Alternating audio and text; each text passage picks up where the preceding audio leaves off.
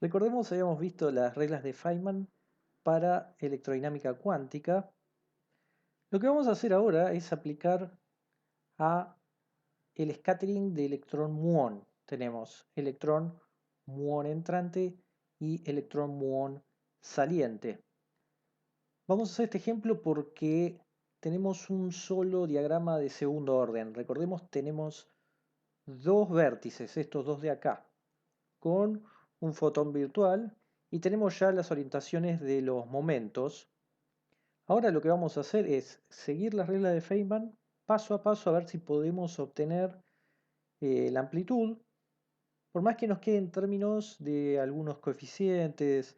Lo importante es llegar a alguna expresión. Entonces vamos a las reglas de Feynman. Lo primero era la notación, que ya lo tenemos escrito, así que no hay mucho problema con eso. En cuanto a las líneas externas, tenemos electrones y positrones. Para nosotros, lo que diga electrones va a ser lo mismo para muones y para tauones, y lo que diga positrones es lo mismo que antimuones y antitauones. También tenemos para fotones, pero líneas externas nosotros no tenemos para fotones, así que solo nos vamos a concentrar en esto de acá, solo tenemos partículas. Entonces la idea es la siguiente, nosotros vamos a arrancar con una partícula saliente. Tomemos el muón o el electrón. Empecemos con el electrón. El electrón saliente trae un U barra que va a estar evaluado en P3.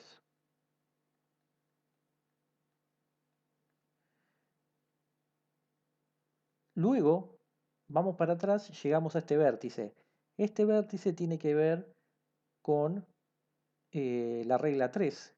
Hay que poner un IgE gamma mu. Entonces ponemos IgE gamma mu.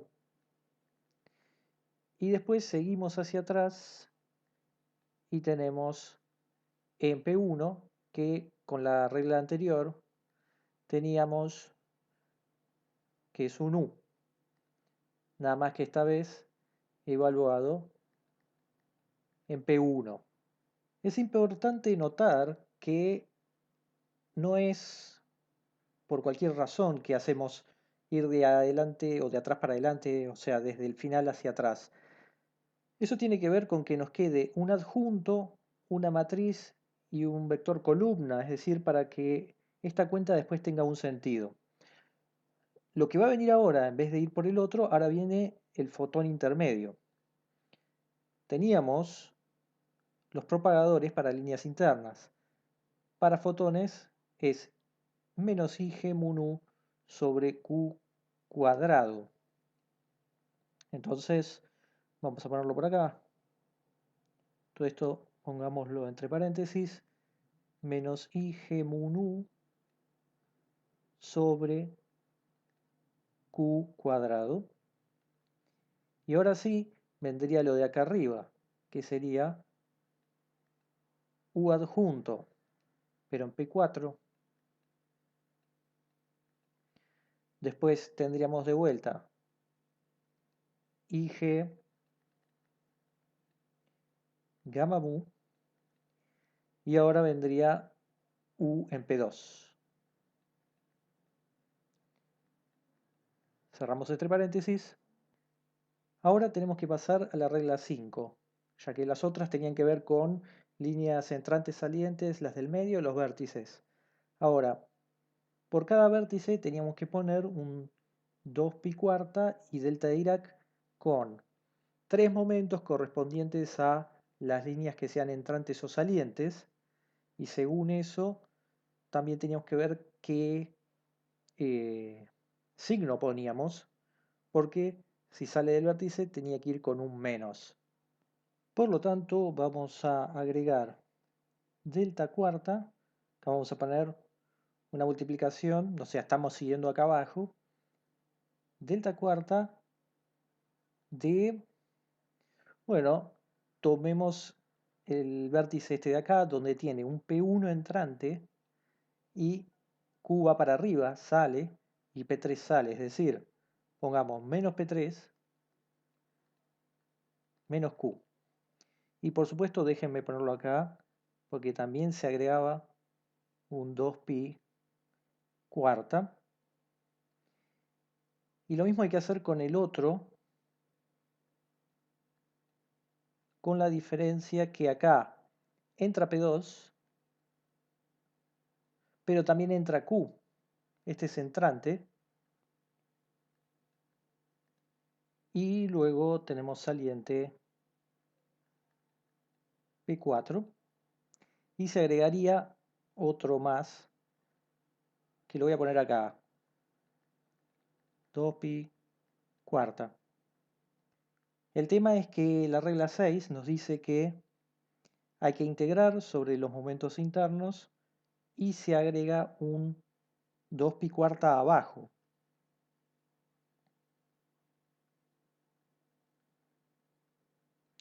Y se integra. Y este cancela este. Entonces acá tenemos la integral entera. Podemos resolver tomando en cuenta que tenemos delta de Dirac. Por ejemplo, este delta se resuelve, por decirlo de alguna forma, cuando Q es igual a P1 menos P3, haciendo que se evalúe cada vez que tengamos una Q en P1 menos P3. Por lo tanto, todo esto lo voy a llamar caja, va a quedar igual, acá va a quedar menos IG mu nu, y en vez de Q cuadrado, ahora tendríamos que poner P1 menos P3. Esto lo voy a llamar triángulo.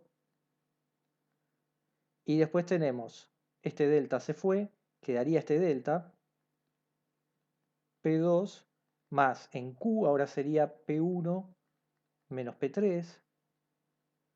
Acá, perdón, falta un cuadrado, porque esto está al cuadrado del Q. Y supuestamente ya integramos.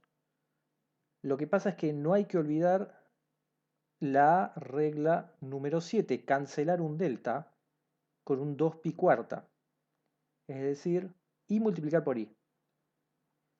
Es decir que esto y esto se van por esa regla y hay que multiplicar. De esta forma, esto sería el m, era lo que nos decía la regla 7. Así que bueno, escribamos m sería igual a, tenemos UP3 IgE gamma mu UP1 menos I G nu, pero abajo tendríamos esto, P1 menos P3 al cuadrado, ponemos lo otro, U P4 IgE gamma mu UP2 por... Se fue esto, se fue esto, en realidad lo único que queda es un I. Pongamos I, y esto no es necesario. Y una aclaración, porque acá taché así nomás, pero en realidad acá adentro era P2, P1 menos P3 y faltó el menos P4. Porque siempre en este delta tienen que quedar todos los momentos. Eso fue justamente lo que dijimos acá. Quedan todos los momentos. Entonces está bien sacarlo, pero hay que aclarar que acá faltaba un menos P4 de acá. Por lo tanto, entonces queda ese M. Y vamos a resaltar que aunque todo esto parezca muy difícil, y de hecho lo es, eh, nos tiene que terminar quedando un número. Más allá de que no lo vayamos a resolver y quede en términos de U y de varios coeficientes, esto te termina quedando un número. Más allá de eso, hay cosas que sí nos podemos deshacer. Por ejemplo, nosotros tenemos i por i por i. Y otro i acá. Si los conté bien, son 4i. Con lo cual sabemos que eso da 1. Con lo cual, con este menos, y ahora vamos a sacar algunos coeficientes para afuera. Por ejemplo, tenemos g por g, g cuadrado, y acá abajo el p1 menos p3 al cuadrado. Ahora tenemos que hacer una corrección, porque nosotros cuando aplicamos la regla específicamente la 4 con los fotones, trajimos menos ig mun u sobre q cuadrado, eso no hay problema, pero sí, cada vez que trajimos un vértice decía ige gamma mu. Pero lo cierto es que para cada vértice teníamos que usar un índice distinto. Entonces, si bien en este caso fui trayendo siempre gamma mu, porque era lo que decía, en realidad este mu debería ser otra letra griega, pongamos nu, con lo cual en realidad acá quedaría un nu. Vamos a corregir este, teniendo en cuenta que este de acá es un nu. ¿Y eso por qué es importante?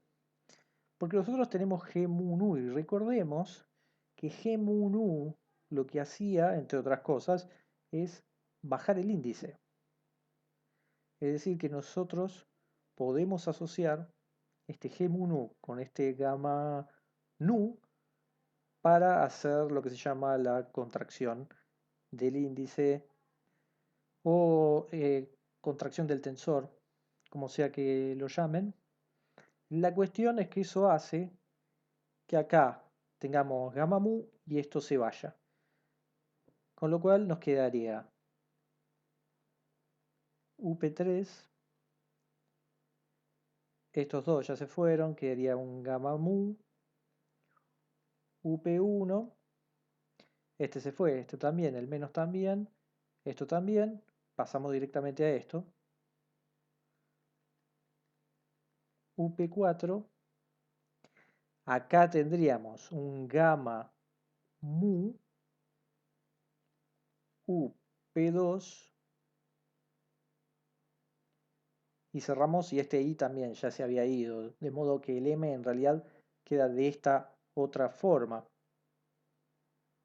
Entonces, volvemos a repetir, esto por supuesto fácil no es, pero por lo menos llegamos a algo para m.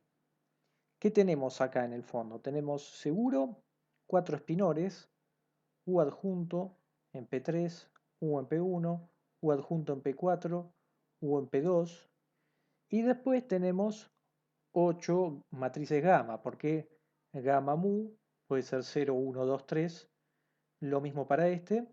Después, si es necesario, entonces habrá que sumar. Una vez que podemos hacer esa cuenta, nos va a quedar un número. Por supuesto que por ahí ese número queda en términos de GE, de alguna constante. Pero lo que es seguro es que al final vamos a poder obtener quién es m, la amplitud.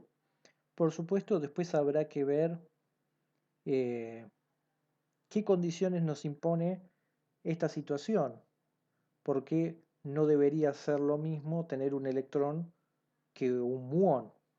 Sin embargo, acá U adjunto y U están como medio genéricos. Después, a partir de que tenemos uno que es un electrón y otro que es un muón, las características que tengan U adjunto y U deberán ser distintas.